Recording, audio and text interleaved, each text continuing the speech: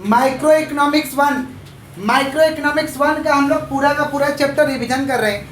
सबसे पहले समझ लीजिए कि कौन कौन से चैप्टर हम लोग को पढ़ना है। देखिए, अगर आप सिलेबस देखिएगा तो आपको 3 ही चैप्टर दिखाई देगा।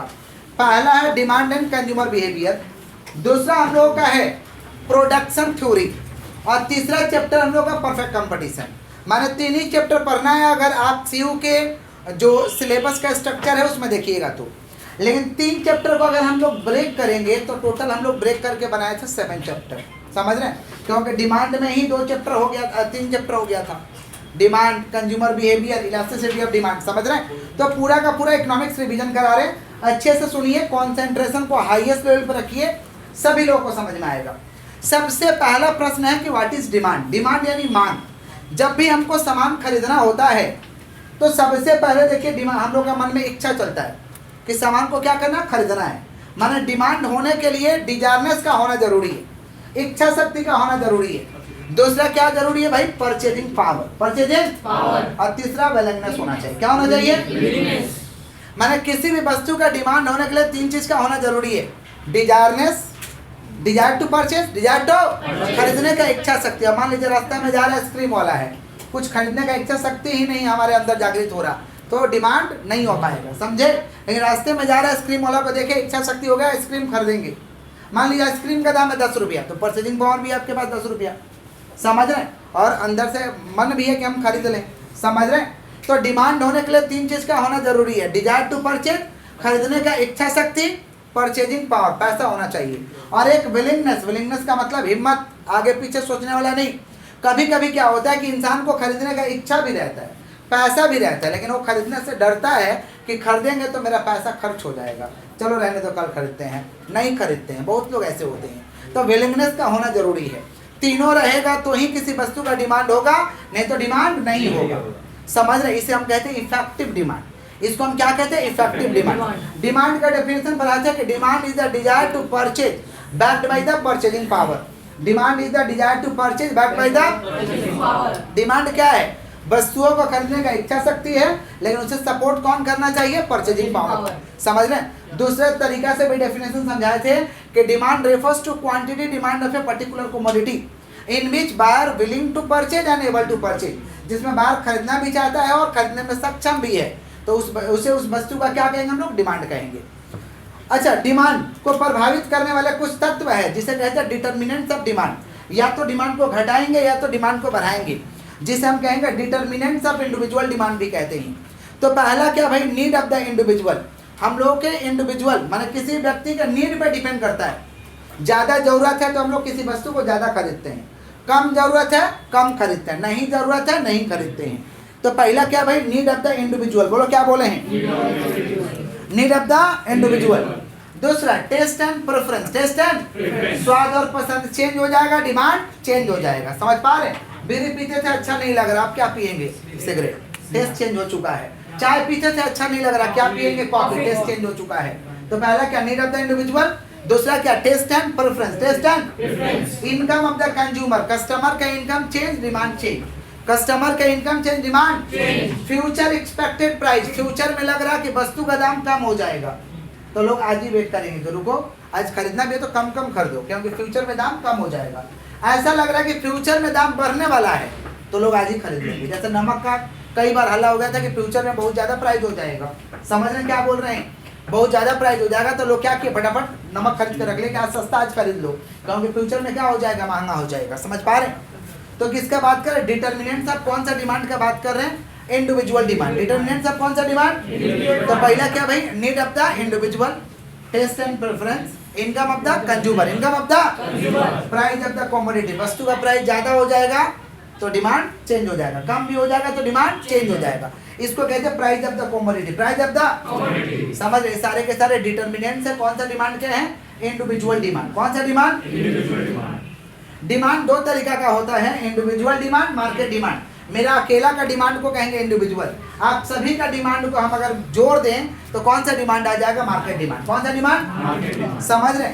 फिर पहले से हम लोग डिमांड शेड्यूल। डिमांड शेड्यूल का मतलब होता है जब टेबल वगैरह के जरिए शो करेंगे ना, उसे हम डिमांड शेड्यूल कहते हैं। टेबल वगैरह बना के शो करेंगे उसे डिमांड शेड्यूल।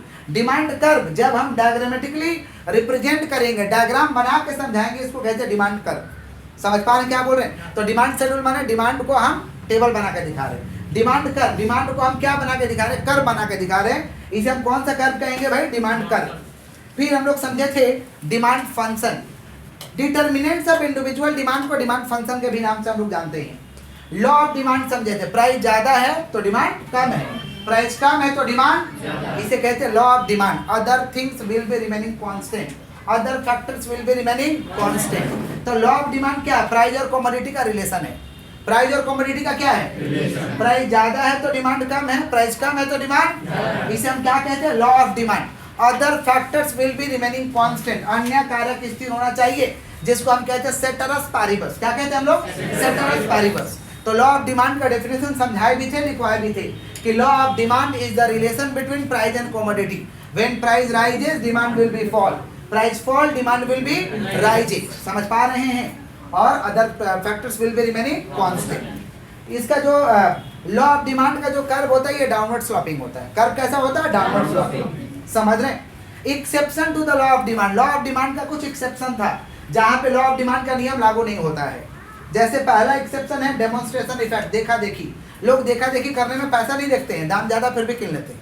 डेमोन्स्ट्रेशन इफेक्ट समझ पा रहे हैं? शेयर मार्केट, शेयर मार्केट में उल्टा होता है, जिसको स्पेकुलेशन बोलते हैं। शेयर मार्केट में क्या होता है कि प्राइस ज्यादा है तो डिमांड भी, प्राइस कम है तो डिमांड भी कम है। शेयर मार्केट में ऐसा होता है, लेकिन लॉ ऑफ डिमांड क्या बोला? प्राइस ज्यादा है तो डिमांड कम है। तो ये सब एक्सेप्शन है जहां पे लॉ ऑफ डिमांड का नियम लागू नहीं होगा। तो कहाँ का लागू नहीं होगा भाई? Demonstration effect. दूसरा क्या? शेयर मार्केट, जिसको क्या कहेंगे? स्पेकुलेशन। क्या कहेंगे हम लोग? समझ रहे क्या बोल रहे हैं कि नहीं समझ रहे? वेवलेन इफेक्ट, कितना लोगों को लगता है कि पैसा ज्यादा ले रहा है माने माल अच्छा है, पैसा ज्यादा ले रहा माने माल, और पैसा कम ले रहा माने माल खराब है। वेवलेन इफेक्ट बहुत लोगों के मन में ऐसा चलता है। समझ पा रहे हैं? तो वहां पे भी लॉ ऑफ डिमांड लागू, लॉ ऑफ डिमांड का सिचुएशन लागू नहीं होगा। Gift and goods, gift and goods का केस में भी लॉ ऑफ डिमांड का नियम लागू नहीं होगा। समझ रहे? गिफ्ट एंड गुड्स को टेस्ट किया था सर रॉबर्ट ने। ऐसा जगह टेस्ट किया था जहां पे दो ही प्रोडक्ट था, मीट और पोटैटो, मीट और, वहां पे क्या हो रहा था कि मीट का दाम ज्यादा हो रहा था, लोगों को लगता था वो मीट ही बहुत अच्छा चीज है, लोग मीट ही खरीदते थे। लेकिन लॉ ऑफ डिमांड तो ऐसा नहीं बोला। लॉ ऑफ डिमांड क्या बोला? प्राइस ज्यादा है तो डिमांड, लेकिन यहाँ क्या हो रहा है? मीट का दाम ज्यादा है तो लोग मीट ही खरीद रहे हैं, आलू का दाम ज्यादा तो लोग खाली आलू खरीद रहे हैं। इसको हम कहते हैं गिफ्ट एंड गुड्स। क्या कहते हैं? समझ पा रहे हैं क्या बोल रहे हैं कि नहीं समझ पा रहे? तो ये सब एक्सेप्शन है जहां पे लॉ ऑफ डिमांड का नियम लागू नहीं होता है। समझ पा रहे? लॉ ऑफ डिमांड दो तरीका का, सॉरी डिमांड दो तरीका का होता है, change in quantity demand, change in demand. Change in quantity demand और change in demand. Change in quantity demand same as law of demand, same as law of demand. ये दो तरीका का होता है। चेंज इन क्वांटिटी डिमांड दो तरीका का होता है भाई, आपका एक्सपेंशन और कॉन्ट्रैक्शन। एक्सपेंशन और प्राइस कम है तो डिमांड ज्यादा है, एक्सपेंशन। कॉन्ट्रैक्शन माने प्राइस ज्यादा है तो डिमांड कम है, इसको कहेंगे कॉन्ट्रैक्शन। एक्सपेंशन जब होगा ना तो कर्व होगा डाउनवर्ड मूवमेंट। एक्सपेंशन के केस में कर्व कैसा होगा? Downward movement. और कॉन्ट्रैक्शन के केस में डिमांड कर्व कैसा होगा? अपवर्ड मूवमेंट, ऊपर की तरफ। अपवर्ड मूवमेंट माने ऊपर की तरफ। समझ पा रहे हैं? क्लियर है क्या? रिपीट कर रहे हैं। डिमांड दो तरीका का होता है, change in quantity demand, change in demand. Change in quantity demand same law of demand की तरह है, प्राइस ज्यादा है तो डिमांड कम है, इसको कॉन्ट्रैक्शन कहते हैं। इसका कर्व होगा अपवर्ड मूवमेंट। समझ पा रहे हैं क्या बोल रहे हैं? और प्राइस कम है तो डिमांड ज्यादा है, इसे कहते हैं एक्सपेंशन। इसका कर्व होगा डाउनवर्ड मूवमेंट। क्या कर्व होगा भाई? Downward movement. Change in demand, सुनिएगा ध्यान से। चेंज इन डिमांड का मतलब होता है price will be remaining constant but demand will be change. Price स्थिर है लेकिन डिमांड क्या हो गया? चेंज हो गया, इसे हम कहेंगे चेंज इन डिमांड। क्या कहेंगे? समझ? जैसे पार्ले जी, पार्ले जी बचपन में कितना रुपया में खाए थे? 3 रुपया। आज कितना में खा रहे? 3 रुपया। लेकिन कभी डिमांड ज्यादा हो जाता, कभी कम हो जाता, कभी ज्यादा कभी समझ रहे क्या बोल रहे हैं? इसे हम कहते हैं चेंज इन डिमांड। क्या कहते हैं? चेंज इन डिमांड दो तरीका का होता है, इंक्रीज और डिक्रीज। इंक्रीज और कभी ज्यादा है तो इंक्रीज, कम है तो डिक्रीज। अच्छा, ऐसा क्यों होता है भाई? प्राइस स्थिर है फिर भी demand change due to the factors of demand, due to the factors of demand. उधर में फैक्टर्स ऑफ डिमांड समझे है ना? अब मान लीजिए प्राइस पार्ले जी का 3 रुपया है, लेकिन अभी लोग क्यों नहीं खाना पसंद करते हैं? या तो लोगों को उसका टेस्ट अच्छा नहीं लग रहा, या तो कम पैसा है, इनकम ज्यादा है, तो 3 रुपये वाला माल क्या खाएंगे? 10 रुपये वाला खाएंगे ओरियो। समझ रहे, ऐसा लोग सोचते हैं। इसको हम क्या कहेंगे? Change in demand. Change in clear. तो price will be remaining constant but demand will be change due to the factors of demand. इसको हम क्या कहेंगे भाई? Change in demand. क्या कहेंगे? दो तरीका का होता है, कौन कौन सा? इंक्रीज और डिक्रीज। इंक्रीज और decrease. Elasticity of demand. Elasticity of demand का मतलब होता है कि डिमांड को ये मापने का तरीका। इलास्टिसिटी माने क्या होता है? एडजस्टेबल। इलास्टिसिटी माने क्या होता है? एडजस्टेबल। तो इलास्टिसिटी ऑफ डिमांड मापने का क्या है? तरीका है कि डिमांड में कितना एडजस्ट हुआ, कितना चेंजेज हुआ। ये किसके जरिए मापेंगे? इलास्टिसिटी ऑफ डिमांड के जरिए। इलास्टिसिटी ऑफ डिमांड कहता है कि अगर एक भी इंडिपेंडेंट फैक्टर में 1% भी अगर चेंज होगा तो डिमांड चेंज हो जाएगा। माने जो फैक्टर्स ऑफ डिमांड है उसमें 1% का भी कुछ चेंजेज आता है तो डिमांड चेंज हो जाएगा। ये कौन कहता है? Elasticity of demand. Elasticity of demand तीन तरीका का होता है, price elasticity, income elasticity, cross elasticity. बोलो क्या बोले? तो price elasticity of demand, income elasticity of demand, cross price elasticity of demand. तो प्राइस इलास्टिसिटी ऑफ डिमांड क्या बोला? कि डिमांड में परिवर्तन होगा प्राइस में परिवर्तन होने के कारण। डिमांड में परिवर्तन होगा प्राइस में परिवर्तन होने के, उसे क्या कहते हैं भाई? Price elasticity of demand. क्या कहते हैं? समझ पा रहे? माने percentage change in quantity demand, percentage change in quantity demand due to the percentage change in price. Price में परिवर्तन होने के कारण जब डिमांड में चेंजेज आएगा इसे हम कहते हैं price elasticity of demand. Clear है क्या? इसको फॉर्मूला में अगर दिखाइएगा तो इसको बोलते हैं delta QD divide by QD. QD माने ओरिजिनल डिमांड, डेल्टा क्यूडी माने चेंज इन डिमांड। और इसको अगर दिखाइएगा तो डेल्टा पी माने चेंज इन प्राइस और पी माने ओरिजिनल प्राइस। ओरिजिनल पे ही तो चेंज होगा ना, परसेंटेज के बदले इनटू 100, परसेंटेज के बदले इनटू 100, 100 100 स्वाहा। ये बीच वाला क्या भाई? डिवाइड है। क्या है? पलटेंगे तो मल्टीप्लाई में जाएगा, माने नीचे वाला ऊपर, ऊपर वाला नीचे। तो फॉर्मूला क्या हो जाएगा? Delta Q D divide by D, P ऊपर डेल्टा पी। इस पे सम पूछा जाता है प्राइस इलास्टिसिटी ऑफ डिमांड के ऊपर में। समझ पा रहे हैं? बोल देगा कि डिमांड 5 था, चेंज होकर के हो गया 10। डिमांड कितना था? 5, चेंज हो गया कितना हो गया? 10। माने कितना से चेंज हुआ? 5। बोल देगा कि प्राइस था मान लीजिए 10, प्राइस कितना था? 10, चेंज हो गया 5। तो 10 था, चेंज हो गया कितना हो गया? माने 15 हो गया। मान लो चेंज हो गया, मान लो चेंज हो गया कितना हो गया? 15। तो कितना चेंज हुआ? 5। काटो तो 5 5 कटा, 5 दूना 10, आंसर कितना हुआ? 2। तो फॉर्मूला याद रखिएगा, जो चेंज हुआ बैठा दीजिएगा, जो ओरिजिनल रहेगा बैठेगा। जो चेंज हुआ बैठा दीजिएगा, ओरिजिनल रहेगा बैठेगा। इसको हम कहते हैं प्राइस इलास्टिसिटी ऑफ डिमांड। क्या कहते हैं? क्लियर है? पक्का? पक्का। इसमें क्या बोले हैं कि मान लीजिए ओरिजिनल डिमांड कितना था? 5, बढ़ के 10 हो गया। अच्छा, डिमांड कब बढ़ेगा? प्राइस में परिवर्तन होने के कारण। मान लो प्राइस था ओरिजिनल 10, घट के हो गया 5, तो कितना घटा? 5। तो घटा है 5, ओरिजिनल प्राइस 10, यहाँ ओरिजिनल डिमांड था 5, बढ़ के हो गया 10, तो कितना बढ़ा भाई? 5। तो बैठा दो इसको, सॉल्व करो। 5 5 कटा, 5 दूना 10, 2। क्लियर है क्या? क्लियर है? बंद कर दीजिए फैन को भाई। सुनिए, price elasticity of demand clear है? इनकम इलास्टिसिटी ऑफ डिमांड क्या बोला? कि प्राइस डिमांड में परिवर्तन होगा इनकम में परिवर्तन होने के कारण। डिमांड में परिवर्तन होगा इनकम में परिवर्तन होने के कारण। इसका भी फॉर्मूला वैसा ही होगा, percentage change in quantity demand divide by percentage change in income. तो अगर फॉर्मूला बैठा तो वही होगा। पी के बदले क्या हो जाएगा? डेल्टा आई, और आई पलटेंगे तो क्या आएगा? आई डिवाइड बाय डेल्टा आई। सवाल को ऐसे ही करेंगे। इसको कहते हैं इनकम इलास्टिसिटी ऑफ डिमांड। क्या कहते हैं? और cross price elasticity. Cross price elasticity का मतलब हुआ कि एक का प्राइस चेंज हुआ तो दूसरा का डिमांड में असर हो गया। एक का प्राइस चेंज हुआ तो दूसरा का डिमांड में असर हो गया। कई इसके एग्जांपल है। जैसे पहले क्या होता है, अभी भी क्या होता है कि मशीन वाला मच्छर भगाने वाला लीजिएगा जिसमें ऑयल लगता है, लीजिएगा ना। जैसे ऑल आउट लीजिएगा तो मशीन और ऑयल दोनों 65 रुपये में आपको दे देगा।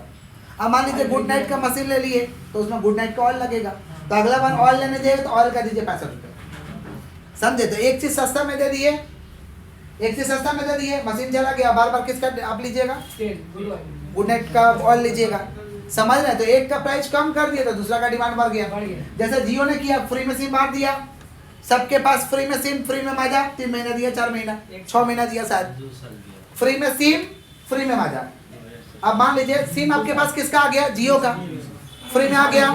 रिचार्ज किसका करेगा, एयरटेल की जियो, डिमांड किसका बढ़ गया, इसको कहते हैं क्रॉस प्राइस। क्या कहते हैं, एक का कम कर दो दूसरा का डिमांड बढ़ जाएगा, एक का कम करो दूसरा का, इसको कहते हैं क्रॉस प्राइस इलास्टिसिटी। क्या कहते हैं, क्लियर है क्या, क्लियर। अच्छा, क्रॉस प्राइस इलास्टिसिटी 3 तरीका का होता है।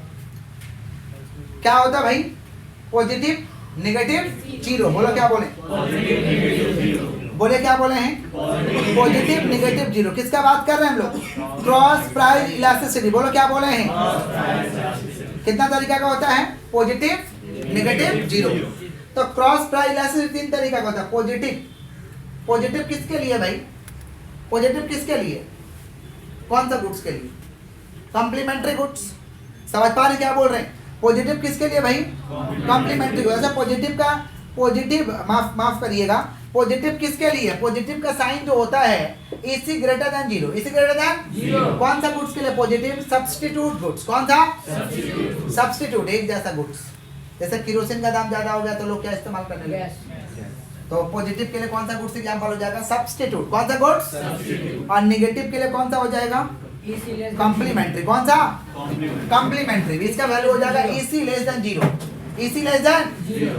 और नो, जीरो का क्या हो जाएगा, नो रिलेशन, कोई रिलेशन नहीं, कोई रिलेशन नहीं है। इनकम इलास्टिसिटी भी 3 तरीका का होता है। इनकम इलास्टिसिटी भी 3 तरीका का होता है, पॉजिटिव, नेगेटिव, जीरो। बोले क्या बोले, पॉजिटिव, नेगेटिव, जीरो।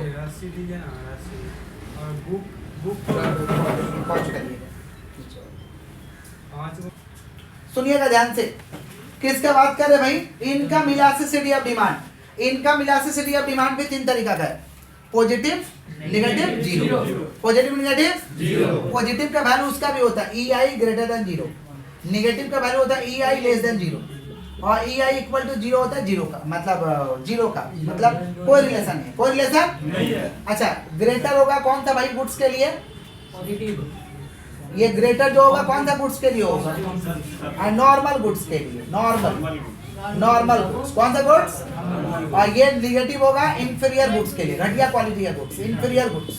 कौन सा गुड्स, यहाँ पे कोई रिलेशन है, नो रिलेशन, कोई रिलेशन नहीं है। सुनो ध्यान से, अगर इनकम किसी का ज्यादा हो रहा है तो नॉर्मल गुड्स के लिए अच्छा बात है, और फालतू गुड्स के लिए खराब बात है। मान लीजिए किसी का इनकम ज्यादा होगा तो फालतू सामान खाएगा, समझ रहे। इंफीरियर गुड्स माने low quality goods, normal goods माने जो हम लोग खाते हैं, समझ पा रहे। नॉर्मल गुड्स माने जो हम लोग खाते हैं, और इंफीरियर गुड्स माने लो क्वालिटी गुड्स। समझ पा रहे हैं क्या बोल रहे हैं। और इसका एग्जांपल क्या है, क्रॉस प्राइस का, इसका सब्स्टिट्यूट, इसका कॉम्प्लीमेंट्री, और इसका कोई एग्जांपल नहीं है। क्लियर है। प्राइस इलास्टिसिटी ऑफ डिमांड 5 तरीका का होता है। सुना, प्राइस इलास्टिसिटी ऑफ डिमांड कितना तरीका का होता है, 5 तरीका का। सुनिएगा ध्यान से, परफेक्टली से 2 है, इलास्टिक, इनइलास्टिक। इलास्टिक, परफेक्टली से 2 है। क्या क्या बोलो, इलास्टिक, इनइलास्टिक। बोलो क्या बोले,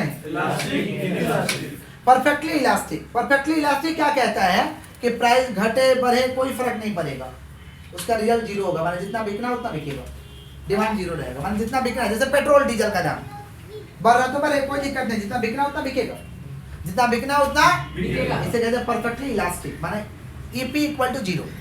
हम लोग समझ रहे हैं प्राइस इलास्टिसिटी ऑफ डिमांड कितना तरीका का होता है, 5। परफेक्टली से 2 है, इलास्टिक, इनइलास्टिक। इलास्टिक का मतलब क्या हुआ, प्राइस घटे बढ़े कोई असर होने वाला, जितना बिकना उतना बिकेगा। परफेक्टली इनइलास्टिक, प्राइस स्थिर है लेकिन कभी कम बिक रहा कभी ज्यादा बिक रहा है, जैसे पार्ले जी स्वतंत्र हो चुका है। इसका वैल्यू होता है EP equal to infinity, EP equal to infinity. EP equal to क्या होता है, इन्फिनिटी। समझ पा रहे क्या बोल रहे हैं, आगे बढ़े, आगे बढ़े हम लोग। इन्फिनिटी होता है माने प्राइस बढ़े घटे कोई असर होने वाला नहीं है, समझ पा रहे हैं। तो पहला क्या भाई, परफेक्टली इलास्टिक। इलास्टिक का क्या होगा, परफेक्टली इलास्टिक का जो कर्व होता है ये कैसा होता है, वर्टिकल होता है। परफेक्टली इलास्टिक का कर्व कैसा होता है, परफेक्टली इलास्टिक का कर्व कैसा होता है, वर्टिकल। समझ पा रहे हैं, ऐसा देखो, प्राइस घटे बढ़े सब सेम रहेगा demand, EP equal to zero. और परफेक्टली इनइलास्टिक का वैल्यू क्या होता है, EP इक्वल टू इन्फिनिटी, माने स्वतंत्र हो जाएगा। समझ पा रहे हैं। अच्छा, यूनिटरी इलास्टिक माने जितना से प्राइस चेंज उतना से डिमांड चेंज, इसका वैल्यू होता है EP equal to 1।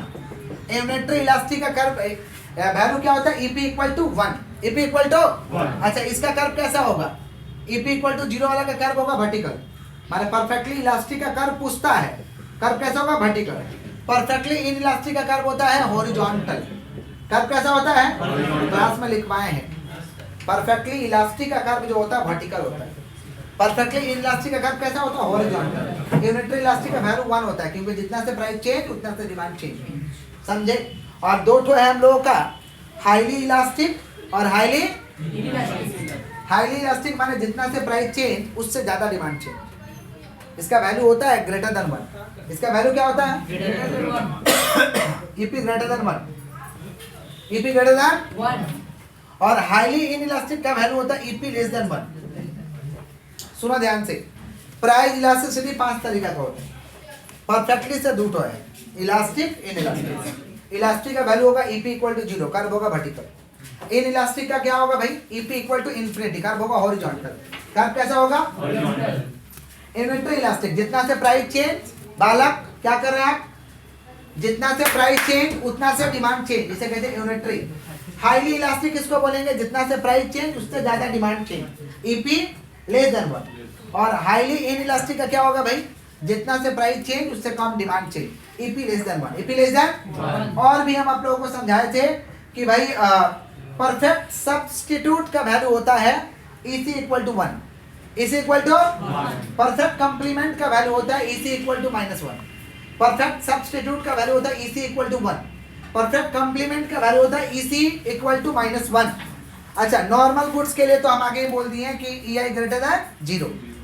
Inferior goods माने खराब क्वालिटी का goods, EI less than 0। No relation का EI equal to 0। Luxurious goods, luxurious माने समझते हैं, जैसे एसी, फ्रिज, टीवी, बनिया वाला बेड जो सुनते ही धंस जाओगे, समझ रहे? ये सब लग्जरियस गुड्स है। उसका वैल्यू होता है EI greater then 1। EI greater then माने सुख, माने जो आपको आराम देता है, जो गुड्स आपको आराम देगा, आपके जीवन को आसान करेगा, तो EI greater then 1, EI greater then. और नेसेसरी गुड्स, जो चाहिए ही चाहिए, उसके बिना हम नहीं जी सकते हैं, इसका वैल्यू होता है 0 less than EI less than 1, 0 less than EI less than 1, ये से कहते हैं नेसेसरी गुड्स। आगे बढ़ते, नेक्स्ट है हम लोगों का कंज्यूमर बिहेवियर। कंज्यूमर बिहेवियर नाम से ही पता चल रहा है, कंज्यूमर बिहेवियर माने हम लोगों के बिहेवियर को समझना है। इसको मापने का दो अप्रोच है, एक है कार्डिनल और एक है ऑर्डिनल। कार्डिनल और ऑर्डिनल। कार्डिनल जो है ये मेजरेबल होता है, माप सकते हैं। कार्डिनल को हम लोग, कार्डिनल अप्रोच को मार्जिनल यूटिलिटी एनालिसिस भी कहते हैं। कार्डिनल अप्रोच का दूसरा नाम है मार्जिनल यूटिलिटी एनालिसिस। ये मेजरेबल होता है, माप सकते हैं। ऑर्डिनल को माप नहीं सकते हैं, ऑर्डिनल को माप नहीं सकते हैं। ऑर्डिनल को हम लोग इनडिफरेंस कर्व एनालिसिस कहते हैं। ऑर्डिनल अप्रोच को कहते हैं इनडिफरेंस कर्व एनालिसिस। तो कंज्यूमर बिहेवियर को मापने का दो अप्रोच है, कार्डिनल है जिसको मार्जिनल यूटिलिटी एनालिसिस कहेंगे। कार्डिनल क्या? मेजरेबल। कार्डिनल क्या है? इसमें हम लोग समझे थे टोटल यूटिलिटी। टोटल यूटिलिटी माने टोटल यूटिलिटी, टोटल उपयोगिता का जोड़ दो। Total utility is the sum of marginal utility. जितना मार्जिनल यूटिलिटी है सबको जोड़ दीजिए, इसे कहेंगे टोटल यूटिलिटी। मार्जिनल यूटिलिटी माने एडिशनल, मार्जिनल यूटिलिटी माने एडिशनल। समझ रहे? इट में भी पॉजिटिव, जीरो, नेगेटिव। पॉजिटिव भी हो सकता है, जीरो भी हो सकता है, नेगेटिव भी हो सकता है। जहां भी एडिशनल बात चलेगा, एक्स्ट्रा का बात चलेगा, वो मार्जिनल होता है। समझ रहे?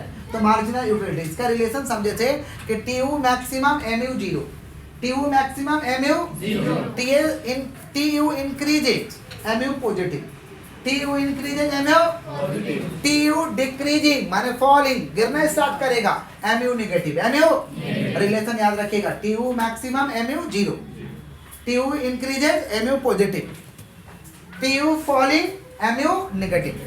फिर था हम लोग का law of diminishing marginal utility.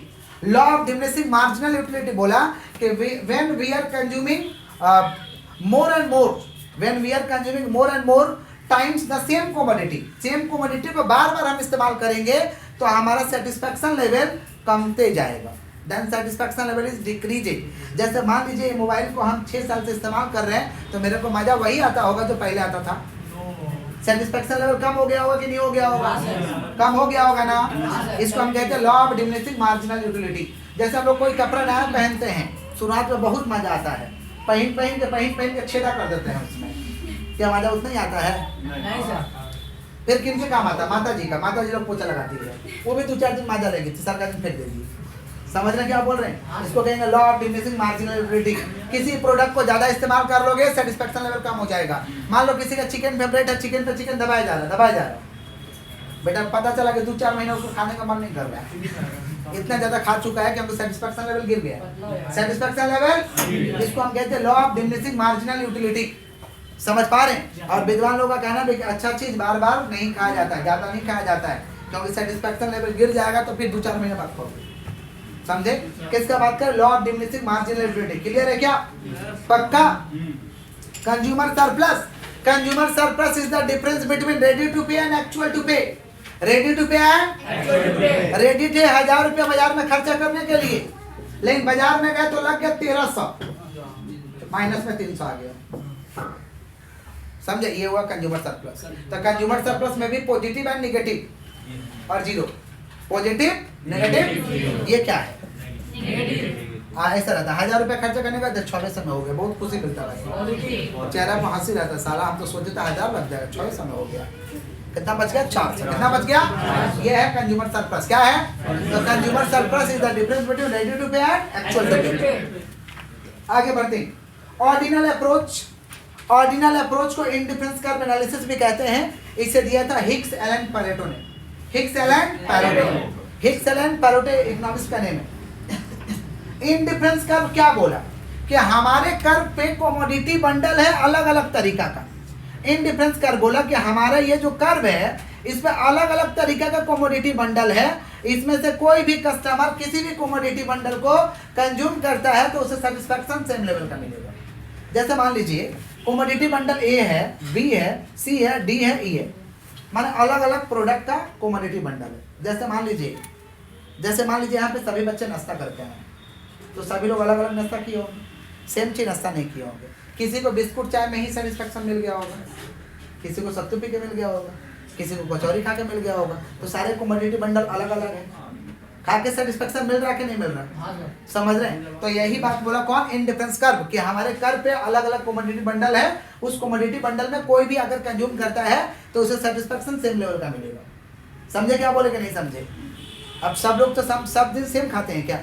अलग अलग खाते हैं, लेकिन सेटिस्फेक्शन मिलता है कि नहीं मिलता है? बोलिए, मिलता है ना? समझ रहे? मान लीजिए अब कोई नॉन वेज वाला है तो ए वाला बंडल खा लिया, समझ पा रहे हैं? कोई वेज वाला है तो बी वाला बंडल खा लिया, तो वेज वाला को खा के उतना ही मजा मिलेगा जितना नॉन वेज वाला को मिला था। समझे? इसको हम कहते हैं इंडिफरेंस कर्व। क्या कहते हैं? क्लियर है क्या? इसका कुछ प्रॉपर्टीज है। इसका कर्व जो होता है डाउनवर्ड स्लोपिंग होता है, और ये convex to the origin. Convex to the convex माने समझते हैं?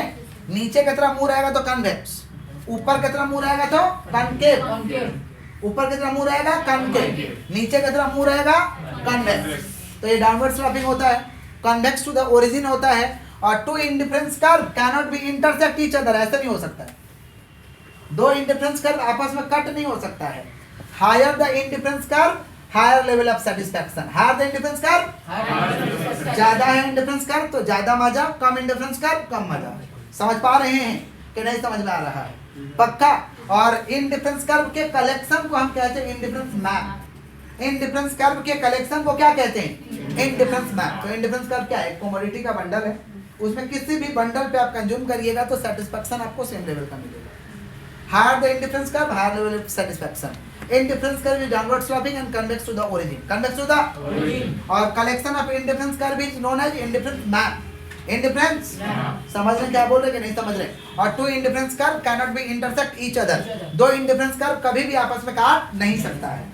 फिर पहले बजट लाइन। बजट लाइन ये होता है, बजट लाइन के अंदर में खर्चा करिएगा, अंदर में तो सेविंग को इंडिकेट करेगा। इस पे खर्चा करिएगा तो बराबर बराबर, जितना कमाए उतना खर्चा, जितना कमाए उतना। लेकिन खर्चा यहाँ करोगे तो मरोगे। बजट लाइन पार कर चुके हो। बजट लाइन, बजट लाइन बोला खर्चा का। समझ पा रहे हैं कि जितना चादर उतना पाओ, खर्चा के मामला में। कमाई के मामला में नहीं, कमाई के मामला में बनाओ ना, बढ़ाओ ना बजट, क्या दिक्कत है? 10,000 कमाते थे, 11 कमाने का सोच रहे, अच्छा बात है, बढ़ाओ चादर, कोई दिक्कत नहीं। कमाने के चक्कर में, खर्चा के चक्कर में नहीं बढ़ाना है। समझ में कहावत है ना कि जितना पाओ उतना ही चादर फैलाना। खर्चा के मामले में, खर्चा के मामले में, इनकम के मामला में नहीं।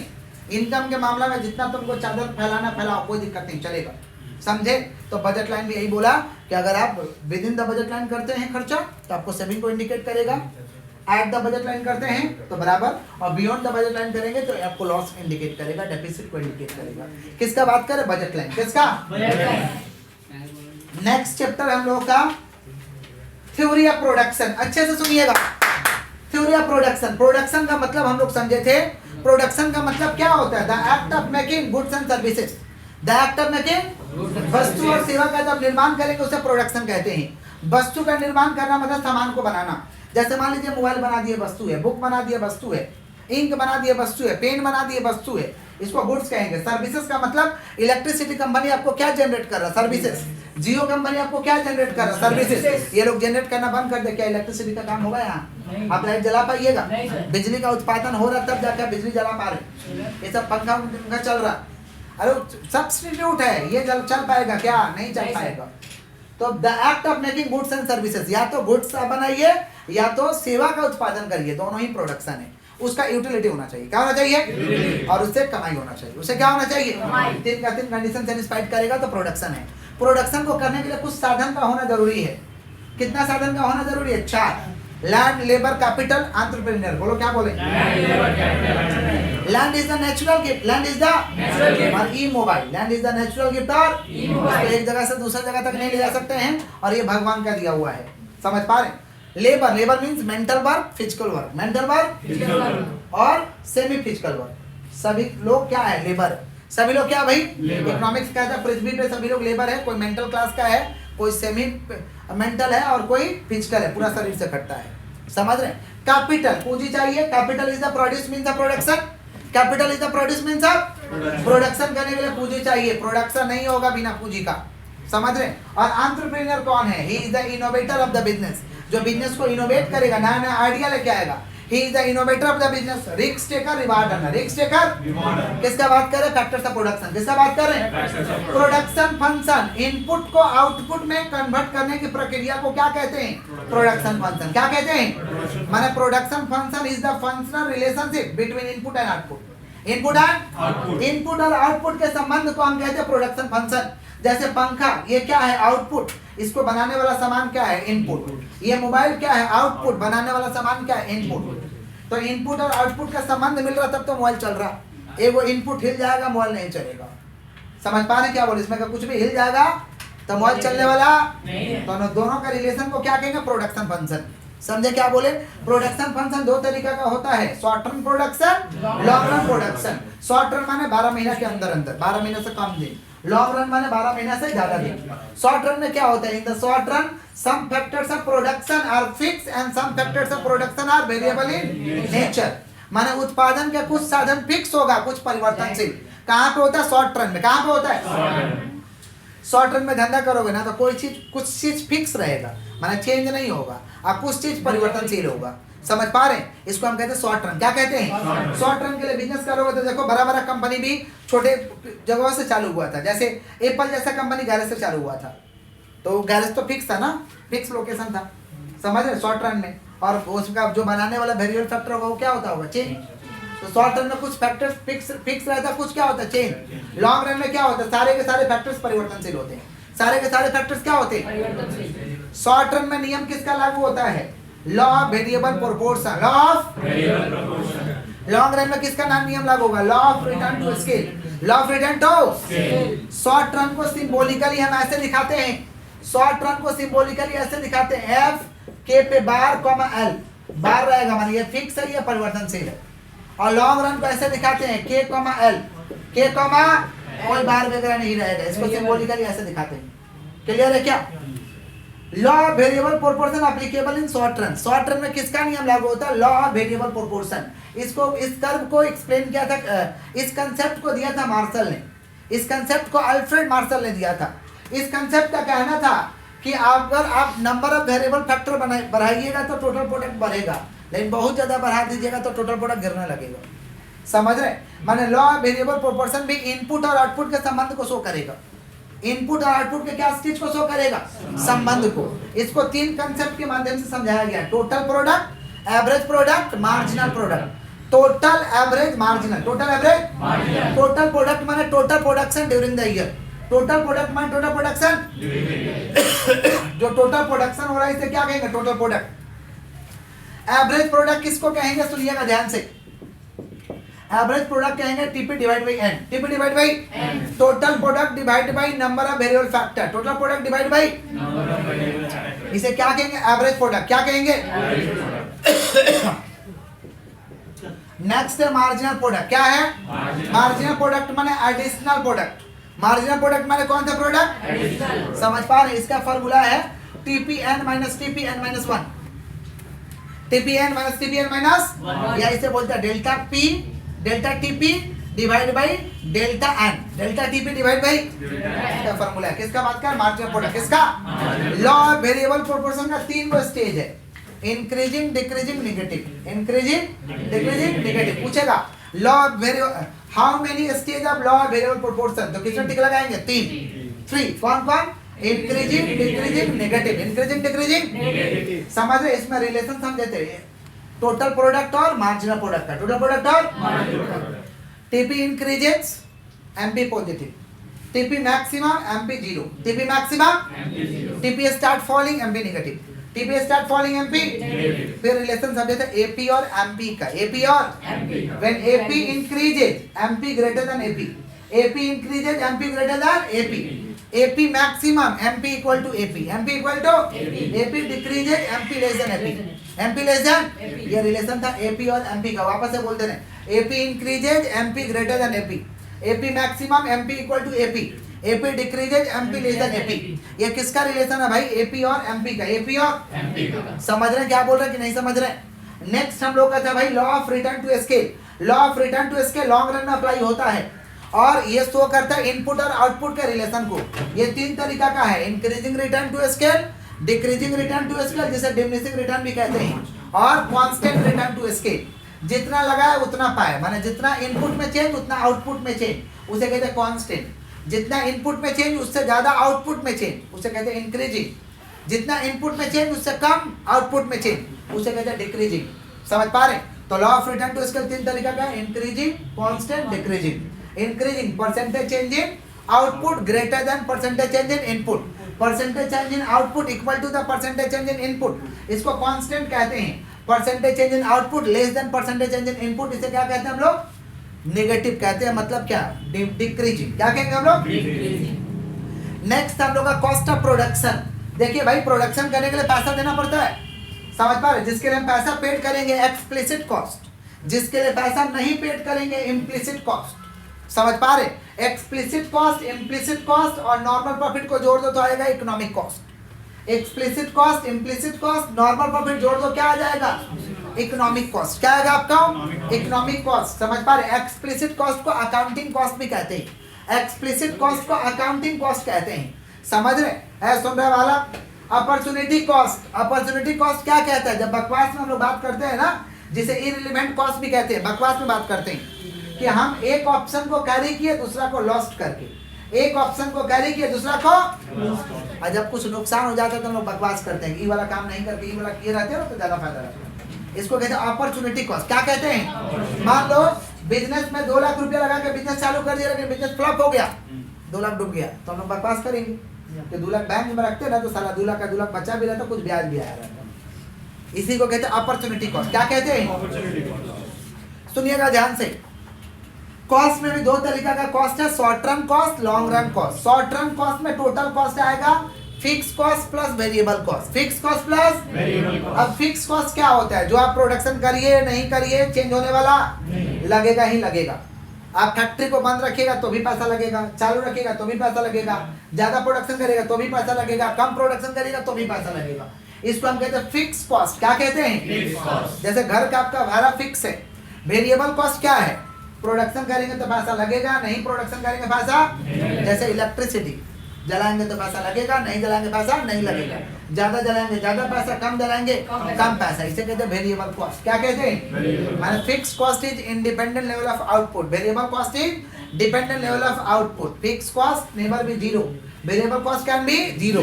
फिक्स कॉस्ट का कर्व होता है horizontal to X axis, horizontal to, और वेरिएबल कॉस्ट का कर्व होता है inverted S, inverted. Fix cost का एग्जांपल है salary of worker, factory rent, समझ रहे हैं, टैक्सेस, इंश्योरेंस, ये सारे के सारे फिक्स कॉस्ट का एग्जांपल है। वेरिएबल कॉस्ट का एग्जांपल था raw material, power, gas, fuel, electricity, ये सारे के सारे कौन से एग्जांपल है? Variable cost. कौन सा एग्जांपल है? Variable cost. अच्छा, आप टोटल कॉस्ट को डिवाइड करिएगा क्यू से, टोटल कॉस्ट को क्यू से डिवाइड करिएगा तो आ जाएगा average total cost. Average total cost या एवरेज कॉस्ट, एवरेज टोटल, सुन रहे हैं बालक पीछे? एवरेज टोटल कॉस्ट या एवरेज कॉस्ट, समझ रहे हैं? एवरेज टोटल कॉस्ट या एवरेज कॉस्ट का जब बात चलेगा तो पर यूनिट पे आता है। आता कैसे? पर यूनिट पे। इसका कर्व होता है यू शेप। कैसा कर्व होता है? Because of law of relative strength, because of law of relative strength, समझ पा रहे हैं? यू शेप का कर्व होता है। दूसरा है फिक्स कॉस्ट को क्यू से डिवाइड करेंगे तो आ जाएगा एवरेज फिक्स कॉस्ट। क्या आ जाएगा? समझ पा रहे हैं? इसका कर्व होता है rectangular hyperbola, rectangular because of downward sloping, downward sloping होता है नीचे की तरफ। और एएफसी का कर्व होता है, कर्व का नाम पूछेगा, एवरेज फिक्स कॉस्ट कर्व का नाम होता है rectangular hyperbola, rectangular hyperbola because cost per unit reduce. Fix cost total में फिक्स होता है, लेकिन एएफसी निकालोगे ना तो कम होते जाएगा। जैसे मान लो एक तो रूम का भाड़ा 5,000 है और एक बच्चा पढ़ाएंगे 5,000 महीना लगेगा।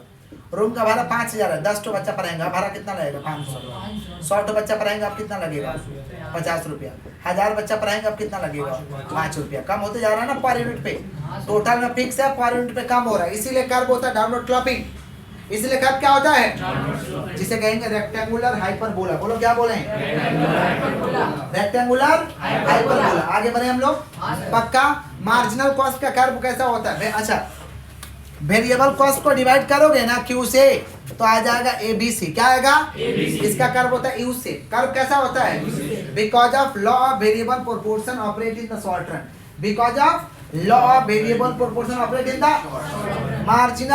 मार्जिनल कॉस्ट का कर्व भी होता है यू शेप, लेकिन हम लोग दिखाते हैं हॉकी स्टिक। मार्जिनल कॉस्ट का भी कर्व होता है यू शेप, लेकिन दिखाते कैसे हैं? हॉकी स्टिक की तरह। किसका बात कर रहे हैं? Marginal cost. किसका बात कर रहे हैं? रिलेशन यहाँ भी समझे थे, एवरेज कॉस्ट और मार्जिनल कॉस्ट। एवरेज कॉस्ट और सेम रिलेशन होगा। Average cost, when average cost increases, marginal cost greater than average cost. Marginal cost greater than, when average cost is minimum, marginal cost equal to average cost. When average cost decreases, marginal cost less than average cost. Marginal cost less than, माने AP और MP का जैसे relation था वैसा ही इसका relation है। समझ पा रहे? सेम तरीका का। फिर हम लोग का long run cost of production. Long run cost of production में किसका नियम लागू होता है? Law of return to scale. Law of return to scale. इस कर्व को हम प्लानिंग कर्व कहते हैं, इन्वेलप कर्व कहते हैं। Planning curve, envelope curve. ये कैसा होता है? U shape. कैसा होता है? U shape. Fill up by SSC curve.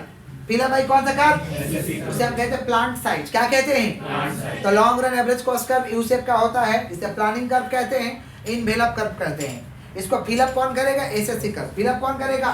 और जो फिलअप करेगा छोटे छोटे एसएससी कर्व उसे प्लांट साइज कहते हैं। उसे क्या कहते हैं? ऑप्टिमम पॉइंट का मतलब maximum production minimum cost. Maximum production minimum cost, ज्यादा प्रोडक्शन हो रहा, कॉस्ट कम लग रहा है, इसे कहते हैं ऑप्टिमम पॉइंट। क्या कहते हैं हम लोग? Optimum point. इसी चैप्टर में था isoquant curve. Isoquant curve indifference curve की तरह था कि आइसोक्वेंट कर्व का एक क्या है भाई? कर्व है, ऐसा ऐसा कर्व है। इस पे अलग अलग कमोडिटी बंडल नहीं है, प्रोडक्शन का बंडल। इंडिफरेंस कर्व में कमोडिटी बंडल था, यहाँ क्या भाई? प्रोडक्शन का बंडल है। किसका बंडल है?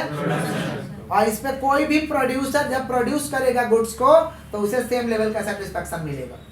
जैसे एग्जाम्पल दे रहे हैं, आमदनी तो सबका सेम नहीं है। किसी का आमदनी 10,000 है, किसी का 20,000 है, किसी का 50,000 है, किसी का 1 लाख है, किसी का 1 करोड़ है। 10,000 वाला भी 10,000 में सेटिस्फेक्शन में है, 20,000 वाला भी सेटिस्फेक्शन में है, 50,000 वाला भी अपना सेटिस्फेक्शन में है और 1 करोड़ वाला भी सेटिस्फेक्शन में है। हाँ, सबको बढ़ाने की इच्छाएं हैं, लेकिन सेटिस्फेक्शन तो मिल ही रहा है।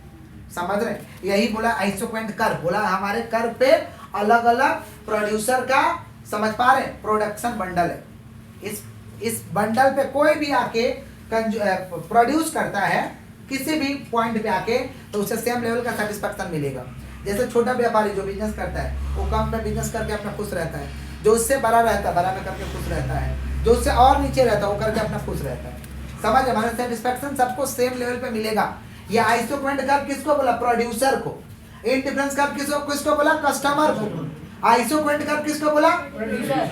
प्रॉपर्टी सेम होगा कि आइसोक्वेंट कर्व और two isoquant curve never be intersect each other. इसका कर्व होता है डाउनवर्ड स्लोपिंग और convex to the origin, convex to the origin. समझ रहे हैं क्या बोल रहे हैं कि नहीं समझ रहे हैं? किसका बात कर रहे हैं? आइसोक्रेंट कर्व। किसका बात कर रहे हैं? अच्छा, इकोनॉमी ऑफ स्केल, जब आप बढ़िया करिएगा, ज्यादा आप प्रोडक्शन करिएगा तो आपको इकोनॉमीज मिलेगा। इकोनॉमीज माने बेनिफिट।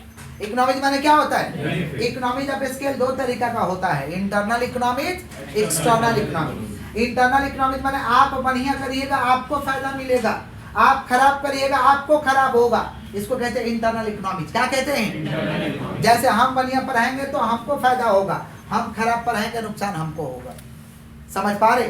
किसी और को होने वाला नहीं है। नुकसान होगा तो डिस इकोनॉमीज कहते हैं, फायदा होगा तो इकोनॉमीज कहते हैं। तो internal economies, raw material economy मेरा तगड़ा है, मैनेजरियल इकोनॉमीज तगड़ा है, फाइनेंस का इकोनॉमीज तगड़ा है, मार्केटिंग का इकोनॉमीज तगड़ा है, तो ये सब हमको बढ़िया वाला एडवांटेज मिलेगा। इसको कहते हैं इंटरनल इकोनॉमीज। क्या कहते हैं? समझ पा रहे? माना मेरा मैनेजर सही है, सेलिंग का टेक्निक सही है, मार्केटिंग का टेक्निक सही है, रॉ मटेरियल अच्छा है, रुपया भी है हमारे पास, तो ये फायदा हमको मिलने वाला है। इसको कहते हैं इंटरनल इकोनॉमीज। क्या कहते हैं? समझ पा रहे? बोला नहीं जाता है कि चाहने से पहले आप पहले डिजर्व करिए। समझ पा रहे? माने डिजर्व बिफोर डिजर्व।